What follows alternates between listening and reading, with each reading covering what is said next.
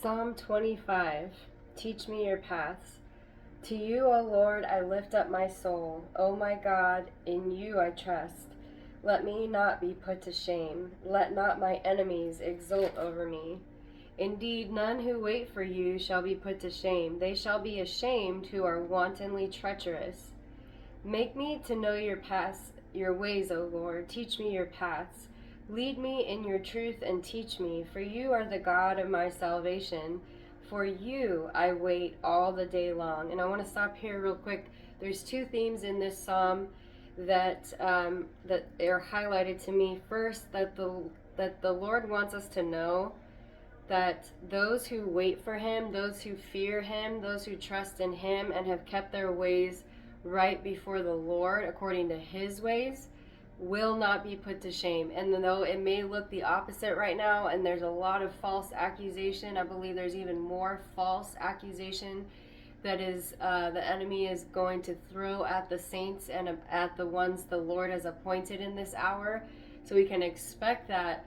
But the Lord is the one who has the final say, and his word says that those who wait for him will not be put to shame. It's those who are treacherous, who are out to shame and to attack the righteous and the anointed of the Lord. Those ones are the ones who will be put to shame. And we can stand on that foundation. And the other thing that stands out to me is that David has the wisdom and the understanding to wait upon the Lord. And I know that we are in a season of many of us delay after delay, waiting after waiting, especially on the big scale of waiting for the justice of the Lord to intervene, for the Lord to make a way. And there's a lot of waiting going on, but we need to ask ourselves, are we waiting upon the Lord? Are we waiting upon him in this season, just as David had the wisdom to do? Verse 6, remember your mercy, O Lord, and your steadfast love, for they have been from of old. Remember not the sins of my youth or my transgressions. According to your steadfast love, remember me, for the sake of your goodness, O Lord. Good and upright is the Lord. Therefore he instructs sinners in the way. He leads the humble in what is right and teaches the humble his way. All the paths of the Lord are steadfast love and faithfulness for those who keep his covenant and his testimonies.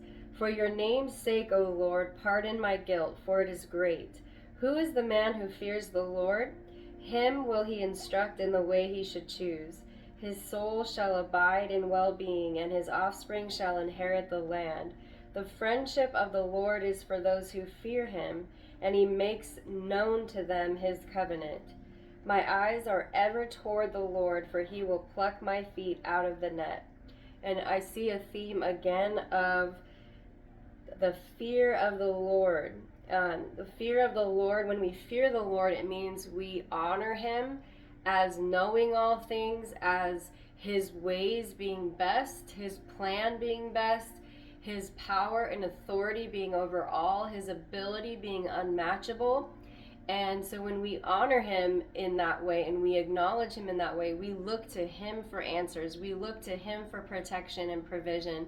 We look to his word and to the Holy Spirit to instruct and lead us in the way we should go, especially in times like these when a lot of things around us don't make sense. And that is one of the best ways we fear the Lord. And it says the blessing of fearing the Lord, the reward is, first of all, that he will instruct us when we fear him. He will give us personalized direction in how we should go our way. And also that for those who fear the Lord, your soul will abide in well-being, and your children will inherit the land. So we see the blessings, and I think the greatest blessing that David mentions is that friendship of the Lord is for those who fear him. The Lord will have a close friendship just like he had with Abraham and Moses because they feared him. They were not perfect, but they feared the Lord enough to follow his way and to go to trust him when it took a leap of faith or a risk. And so that the friendship of the Lord is a great reward, but it's set aside for those who fear the Lord and honor him as God. Turn to me and be gracious to me, for I am lonely and afflicted. The troubles of my heart are enlarged. Bring me out of my distresses. Consider my affliction and my trouble, and forgive all my sins. Consider how many are my foes, and with what violent hatred they hate me. O guard my soul and deliver me. Let me not be put to shame, for I take refuge in you. May integrity and uprightness preserve me, for I wait for you. Redeem Israel, O God, out of all his troubles. So I just want to encourage you guys that we can have wisdom and understanding and do research to seek out what's going on in the earth. Obviously, we know most of the mainstream media is not the source to look to, as they are propagandizing and definitely trying to protect their own political narrative. But when we seek out and to seek to understand what is going on, and we seek out all these outside sources, the biggest thing to remember is that though these are helpful and those things can affirm what the Lord is saying, our hope and our the one we wait for to bring justice, the one we wait for to rescue us and to give us instruction, is always the Lord. And we can ask friends, we can look to reliable sources, and we can seek out truth, but the Lord ultimately is the one that we wait upon and we look to for all understanding. Be blessed.